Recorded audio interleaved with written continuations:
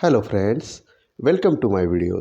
Friends, आज का हमारा टॉपिक है इंट्राडे में स्टॉक सिलेक्शन कैसे करें। फ्रेंड्स, आज मैं आपको एकदम इजी तरीके से, एकदम बिगनर की लैंग्वेज में एक मेथड बताऊंगा जो कि मैं खुद यूज़ करता हूँ और यूज़ करने में एकदम इजी और आसान है।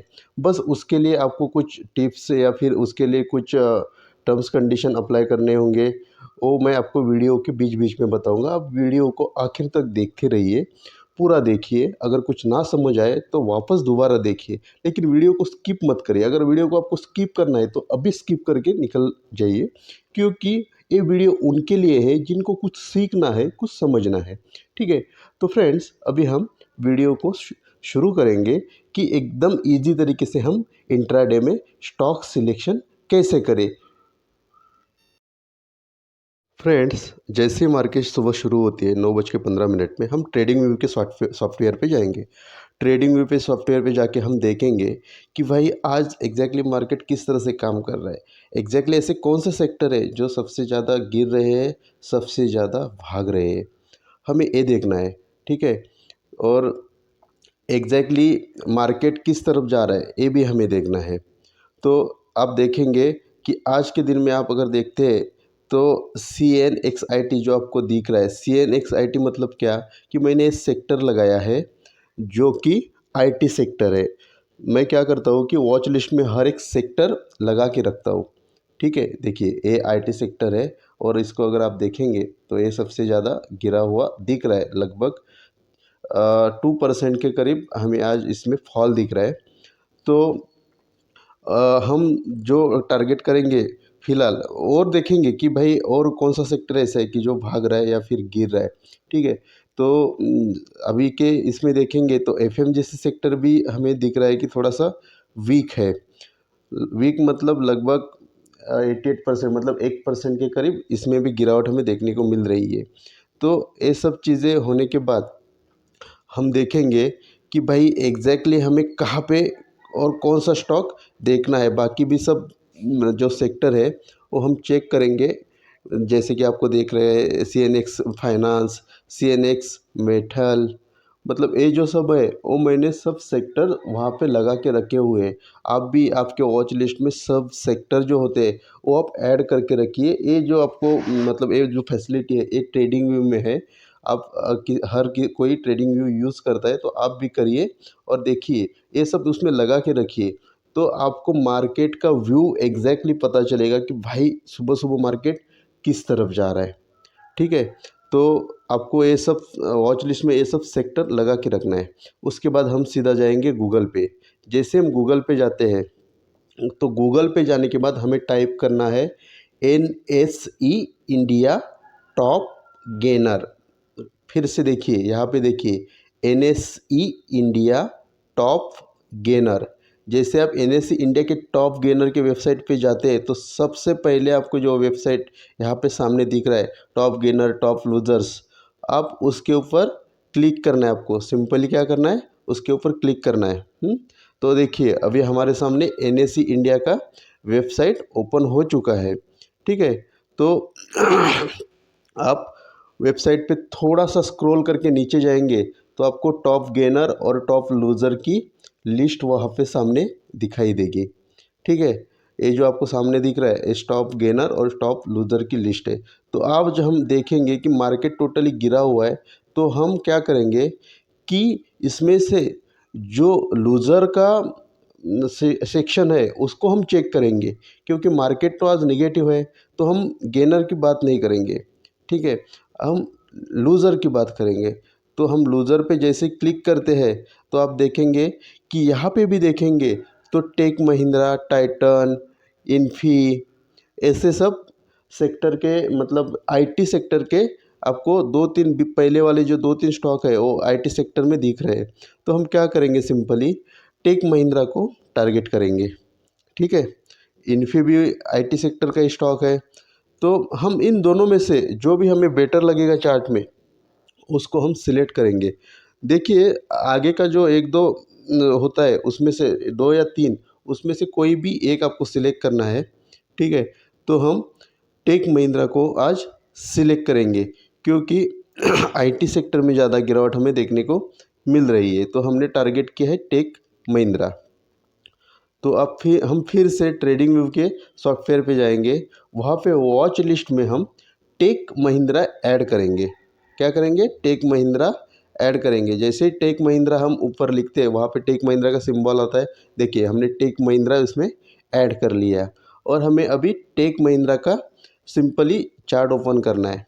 ठीक है, देखिए ये टेक महिंद्रा का चार्ट है। अभी ये जो चार्ट है, ये पिच मतलब अभी मार्केट क्लोज है, एक कल का चार्ट है, तो मैंने आपको दिखाया है। देखिए, जो आपको ये जो दो लाइंस दिख रहे हैं, रेड कलर की दो लाइंस जो दिख रही है, ठीक है ना, ये जो दो कलर रेड कलर की जो लाइंस दिख रही है, उस लाइंस को मैंने ड्रॉ करके रखा है। ठीक है, ड्रॉ करके रखा है। अभी आप सोचेंगे एग्जैक्टली ये टाइम फ्रेम कितना है, तो देखिए यहाँ पे आपको दिख रहा है 5-5 मिनट का दो कैंडल मैंने ड्रॉ किया है, मतलब 5 मिनट और 5 minute, in the sense 10 minute का मैंने टाइम फ्रेम लगाया है, समझिए, या फिर आप 10 मिनट पे उसको शिफ्ट करिए। तो 10 मिनट का मोमेंटम हमें देखना है, 10 मिनट का मोमेंटम किस तरह से ब्रेक होता है। अभी सिंपली हमें देखना है कि भाई मार्केट फॉल हो रहा है, तो हम नीचे की तरफ देखेंगे, हमारा पोजीशन क्रिएट करने की सोचेंगे। तो जैसे ही 10 मिनट का लो ब्रेक होता है टेक महिंद्रा का, हम उसमें एंट्री बना सकते हैं। ठीक है, आप देखेंगे कि कितनी इजी तरीके से उसने 10 मिनट का जो हमारा ट्रेंड लाइन है उसको ड्रॉ किया, और उसके बाद आप देखेंगे तो उसके बाद पूरा दिन टेक महिंद्रा एक शार्प फॉल में ही हमें दिखाई दिया। कहीं भी उसने बाउंस बैक लेने की कोशिश नहीं की, कहीं से भी उसको उसमें रिकवरी नहीं आई। टोटली आप नीचे तक अगर देखते हैं तो टोटली वो फॉल होते चला गया है। तो इसी तरह से आपको हमेशा वर्क करना है। आपको 10 मिनट का टाइम फ्रेम लगाना है। जो भी चार्ट आपको सामने दिखता है, उस चार्ट का 10 मिनट का टाइम फ्रेम लगाइए, और 10 मिनट का हाई या लो जैसे ही ब्रेक होता है आपको एंट्री करना है। अगर आपको 10 मिनट का टाइम फ्रेम लगाना है, तो आपको मार्केट में 9:21 22 मिनट से ये सब सिचुएशन आपको देखनी पड़ती है, समझनी पड़ती है कि भाई किस तरह से मोमेंटम बन रहा है, कौन सा स्टॉक भाग रहा है, कौन सा स्टॉक गिर रहा है। तो उसको टारगेट करके 9:10 से पहले ही आपको ये सब लगा के रखना है, 8 मिनट पे, 9 मिनट पे। और जैसे ही 10 मिनट हो जाता है, आप देखेंगे 10 मिनट के बाद उसमें आपको मतलब एंट्री तुरंत मिल जाती है। अगर आप तुरंत एंट्री नहीं करते, आप वेट करते, तो फिर आपका मोमेंटम मिस हो सकता है। ठीक है फ्रेंड्स, आप जानते ही हैं कि जैसे कि मैं ऑप्शन में ही काम करता हूँ। आप मेरी टेलीग्राम चैनल पे जुड़े हैं, तो आपको पता होगा कि मैं आपको ऑप्शन के कॉल्स और मतलब जो पी और सी जो होते हैं, वो मैं आपको पोस्ट करते रहता हूँ। तो मैं ऑप्शन में ही काम करता हूँ। जो बंदा ऑप्शन में काम नहीं करता है, वो डायरेक्ट कैश में भी इसमें काम कर सकता है, लेकिन मैं ऑप्शन में काम करता हूँ। इसके लिए मैं टेक महिंद्रा का सी और पी एग्जैक्टली वॉच लिस्ट में लगाने की कोशिश करूँगा कि भाई एग्जैक्टली कौन सा ऐसा स्ट्राइक प्राइस है जो मुझे बाय करना है।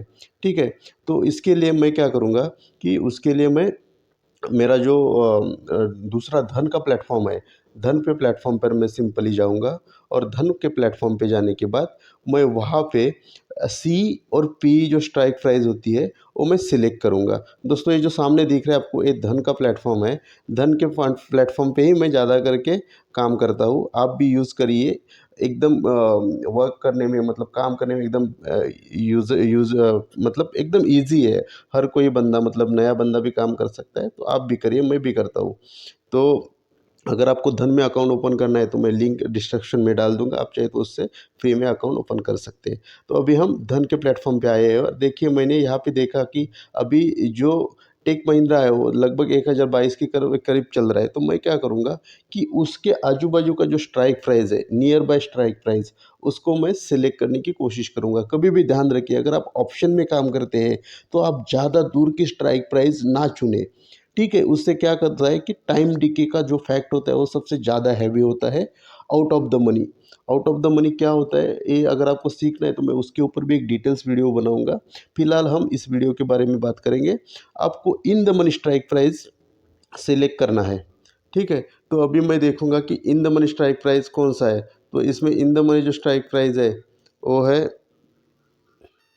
तो मैंने यहाँ पे 1060 का स्ट्राइक प्राइस लगाया हुआ है। ठीक है, जो कि इन द मनी है। और देखिए जो सामने आपको ग्रीन और रेड दिख रहा है वो मेरा टारगेट और एसएल है। मैंने 50% कैंडल का लगभग 50% के आसपास का एसएल लगाया हुआ है और 1:1.5 का मैंने टारगेट लगाया हुआ है। आपको 1:1 भी इजीली मिल जाता है, 1:2 भी कभी कभी मिल जाता है। तो एज अ बिगनर अगर आप प्रैक्टिस करते हैं तो 1:1 का आप टारगेट लगाइए।